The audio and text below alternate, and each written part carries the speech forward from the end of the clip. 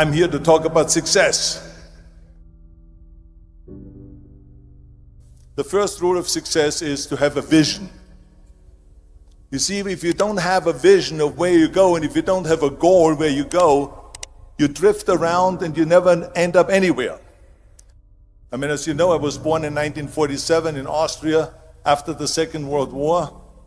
So I was very fortunate that I stumbled on my vision. And I didn't really like Austria when I grew up. I couldn't wait to get out of there. I couldn't see myself becoming a farmer or a worker in a factory or anything like that. Even though my parents wanted me to stay there and have a normal life. But that was their vision, not mine. My vision was totally different. I felt that I was born for something special, for something unique, for something big. Then one day I went to school. I remember I was 11 years old. And they showed a documentary about America. There they showed in this documentary the huge skyscrapers, the high-rises, the huge bridges, the 6-lane freeways, and all of this stuff. And I said to myself, that's where I want to be. I don't want to be around here with these little farmhouses and these little buildings. I want to be in America. That one day after school, I walked by a store in Graz. So I went inside and I looked around and I looked at this stuff and I saw a magazine. I saw a bodybuilding magazine that had Reg Park on the cover. Reg Park was then a 3-time Mr. Universe. And I saw him on the big screen as Hercules. I read that and I said to myself, wow, this is the blueprint for my life. This is exactly what I want to do. I want to become a bodybuilding champion just like Reg Park. I want to get into movies just like Reg Park. And I want to make millions of dollars and be rich and famous just like Reg Park. Do you know how great it felt that I knew where I was going? Imagine the majority of people don't know where they're going. I knew where I was going. That I'm going to become this bodybuilding champion just like him. So it was just a question of how do you do it? I was so relieved because when you have a goal, when you have a vision, everything becomes easy. So people always ask me, when they saw me in the gym in the pumping iron days, they say, why is it that you're working out so hard? 5 hours a day, 6 hours a day, and you have always a smile on your face. And I told people all the time, I said, because to me, I'm shooting for a goal. In front of me is the Mr. Universe title. So every rep that I do gets me closer to accomplishing that goal, to make this goal, this vision turn into reality. Every single set that I do, every repetition, every weight that I lift will get me a step closer to turn this goal into reality. So I couldn't wait to do another 500-pound squat. I couldn't wait to do another 500-pound bench press. I couldn't wait to do another 2,000 reps of sit-ups. I couldn't wait for the next exercise. At the age of 20, I went to London and I won the Mr. Universe contest as the youngest Mr. Universe ever. And it was because I had a goal. So let me tell you something, visualizing a goal and going after it makes it fun. You got to have a purpose no matter what you do in life. You got to have a purpose. 74% hate their job in America. Now, this is not much different when you come to Europe. The majority of people don't like what they're doing because they're really not doing it because they didn't have a goal and they followed this goal. They just aimlessly drift around and then all of a sudden there's a job opening, so they get that job because you have to work. But then when you work, it's a chore. It's work. It's not fun. So if you think about, only a quarter of the people really enjoy what they're doing in life.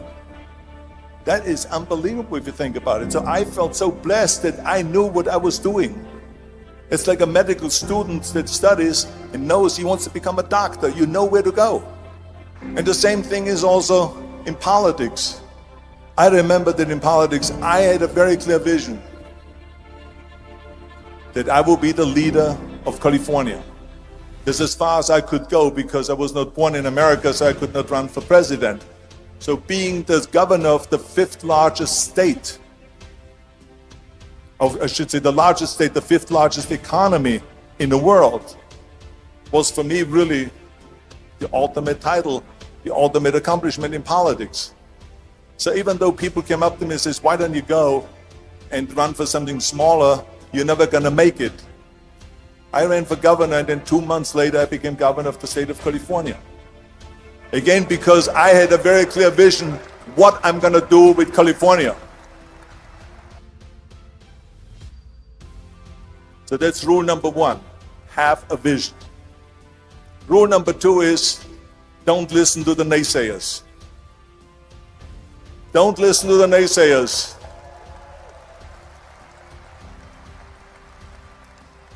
Everything I ever did, the thing that I heard out of people's mouth was, that's impossible. That can't be done. Or no. That is exactly what I heard, and of course I proved to the people that it can't be done. So whenever someone said to me, it can't be done, I heard, it can be done. When they said no, I heard yes. And when they said it's impossible, I heard it is possible.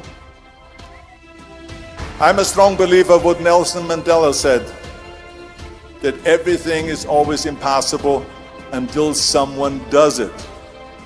Well, I'm going to be the one, I said to myself, I'm going to do it and I'm going to show it to them. Maybe it has never been done before. That's perfectly fine with me. But I'm going to do it. And I did not listen to the naysayers. It's all about the hard work that you put in. I said to myself, in bodybuilding, I worked out 5-6 hours a day. I'm going to do the same thing now for acting. And of course, I went to college to study English. I studied the accent removal, acting classes, and all of this stuff, all day long. I worked and I worked and I worked. And within a short period of time, I made one movie called Hercules in New York, which of course went right into the toilet. But it didn't discourage me. I still had the same vision. And then all of a sudden I did Streets of San Francisco. I did Stay Hungry and Pumping Iron and The Villain. And then all of a sudden I was asked by Dino De Laurentiis and by Universal Studio to star in Conan the Barbarian. And after I did Conan the Barbarian, the director at the press conference said to the press,